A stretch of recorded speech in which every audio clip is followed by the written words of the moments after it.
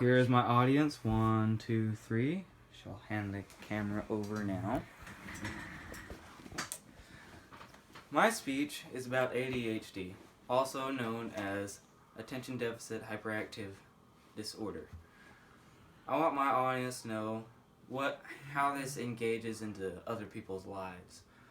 I would like to read a quote to you. Sensitive people usually love deeply and hate deeply. They don't know any other way to live than by extremes because their emotional thermostat is broken. And that was by Shannon L. Alder.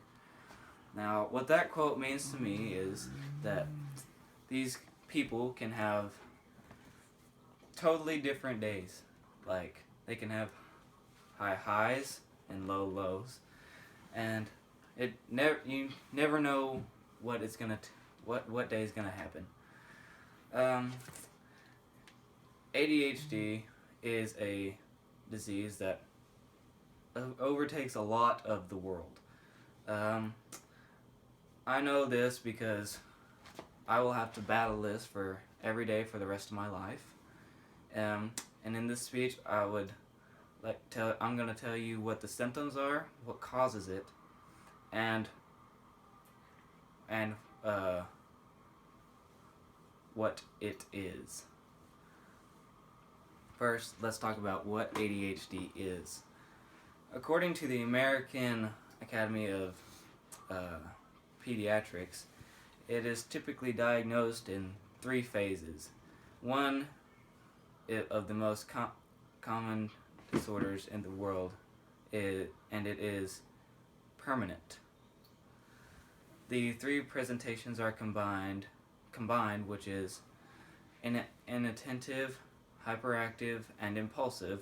The second one is impulsive only, which is formerly known as ADD, Attention Deficit Disorder. And the last one is hyperactive and impulsive. The only way to really know for sure which one you have is to talk to a doctor or go to a pediatric center and have the doctor look at him or her. The only way to know the only way to know which one you get is by how old it progresses as you get older. Now, I would like to now that we've talked about what ADHD is, let's talk about what the symptoms are. Some of the symptoms are based off of what I've read. Many symptoms that come with ADHD. Symptoms of inattention include lack of attention, not listening, and often fails to follow through instructions. Other symptoms for the hyperactivity and impulsivity, like when you're in a workplace setting and you can't sit still for very long and you just fidget around with your hands and fingers, or squirm around just playing with who knows what.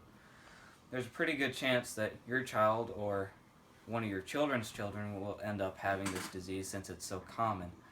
And sometimes it can get to where you're bipolar, or they want to stay in constant solitude, or they just don't care about anything and just want to eat. Now that we've discussed what ADHD is and what the symptoms are, now let's discuss what causes it. ADHD has more than one choice of determining what causes it. Researchers say that sometimes it carries through their genes to different families. However, it does not mean that every child will have it, if any. Sometimes it skips a generation or two. The brain uses various chemicals called neurotransmitters to help send messages across the nervous system. An imbalance of these chemical messengers may result in symptoms of ADHD.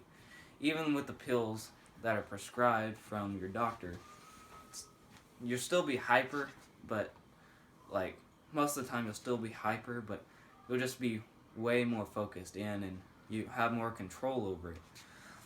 In conclusion to this speech, all of you listening to this know that what toll this will take on somebody's life. I have told you what ADHD is and what the symptoms are and what causes it. Now that you've heard all of this, most people with this disorder will be able to have long and happy lives. And sometimes it's not even bad. Some of the symptoms are bad. You're more fun. You think more outside of the box. Mostly because there's not even a box, because your mind just goes everywhere. Thank you for listening.